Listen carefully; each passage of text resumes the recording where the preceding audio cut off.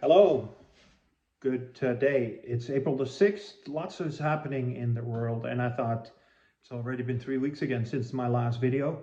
Bit of an update on current events. I'd like to talk about three items today. That's two in not in Canada, but one in Canada, actually in Toronto tonight.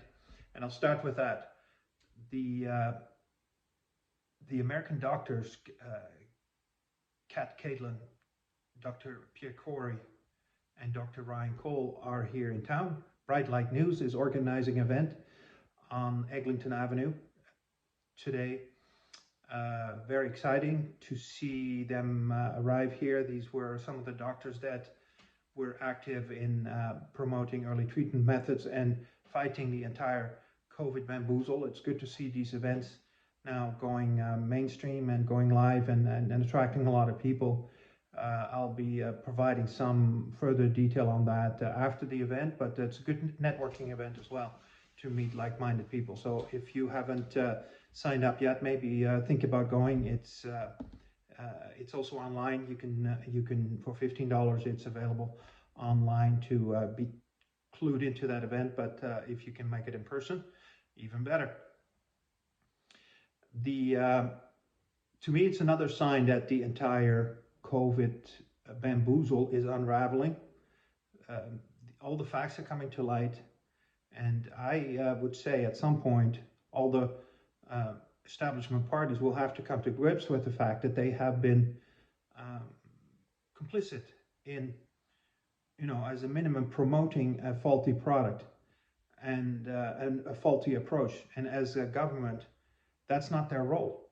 Their role is to be there for the people and to safeguard the people and to make sure that products that are um, rolled out in the market, that they in fact are properly tested and get the scrutiny that they need. And that was not the case. And I think a lot will happen still in that area to set that wrong right.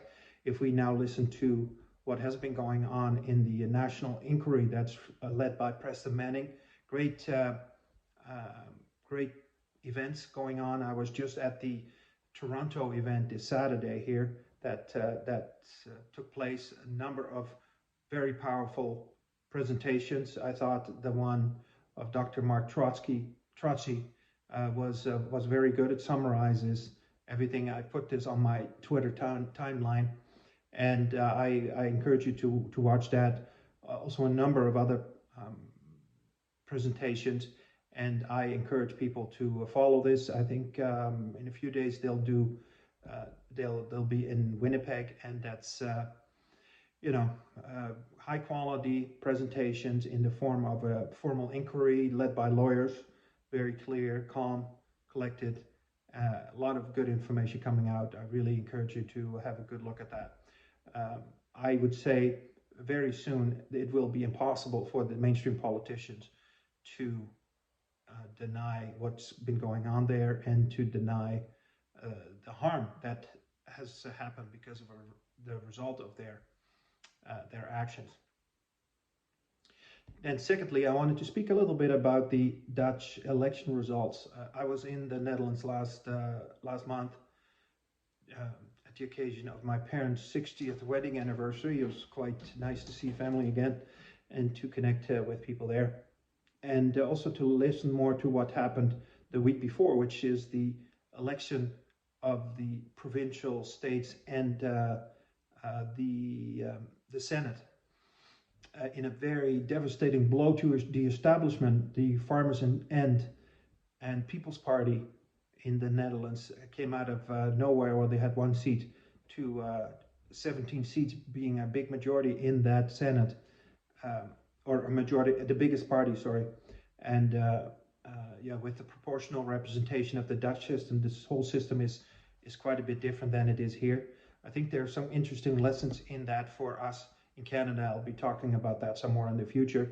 I know that politicians in Canada have also talked about proportional representation, and then once they realize that it actually diminishes the power once they are in power, they promise it before they get into power, and then they want to abolish it as soon as they are in power. And so, yeah, I think it deserves some further scrutiny and discussion, and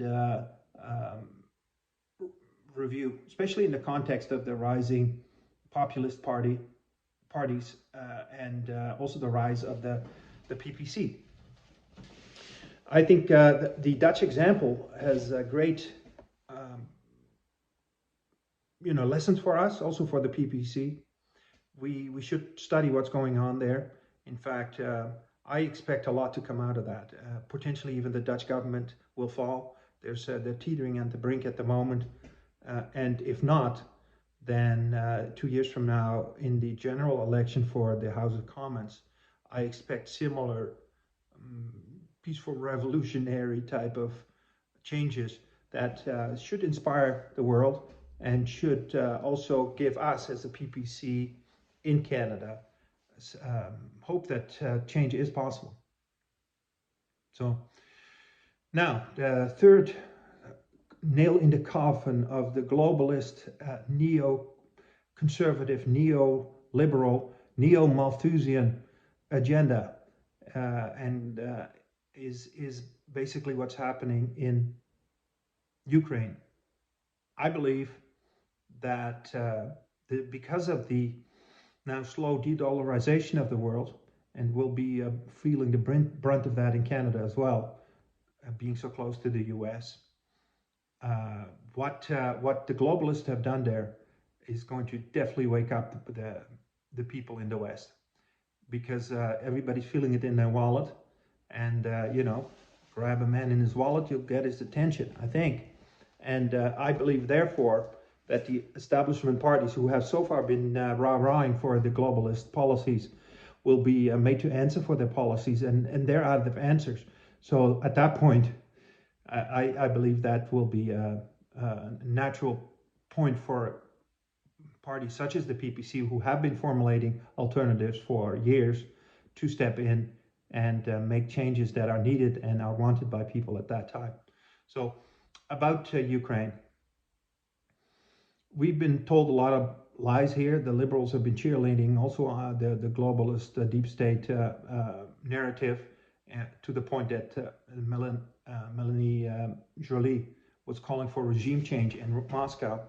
Okay, so what's going to happen there now soon after Bakhmut falls, and it's been a while that the Russian army was using that as a meat grinder for the Ukraine forces, but it looks like it's at the brink of falling.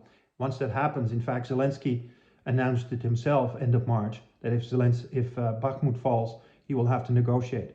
Now, guess what happened? Because of the China realignment and the way the global forces have behaved there in Ukraine and have sidelined themselves ultimately as a trusted negotiation partner, China stepped in, and China is now has definitely elevated its own position in the world. China has presented a 12-point peace plan that was already presented about a month ago. Did not get much attention here in the West, sort of snuffed at by the US. But I believe what will happen is, and then we see Macron visit Chinese leadership, basically saying, something needs to happen here. Yeah, something does need to happen here. And I think that 12-point peace plan will be the basis of a negotiation between Russia and Ukraine, and hopefully that will lead to a resolution that does not escalate into uncontrollable situations.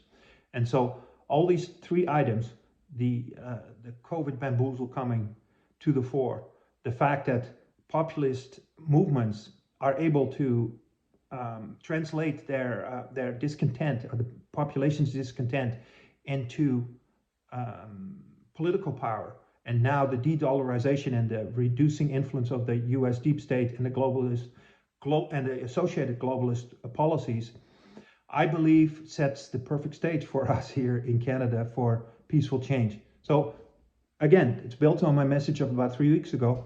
Hope and change is in the air. People, yes, there are lots of reasons maybe to be somewhat hopeless about so many things going wrong. On the other hand, as my mother said, the sun shines behind the clouds. I see good things ahead. Have a good day.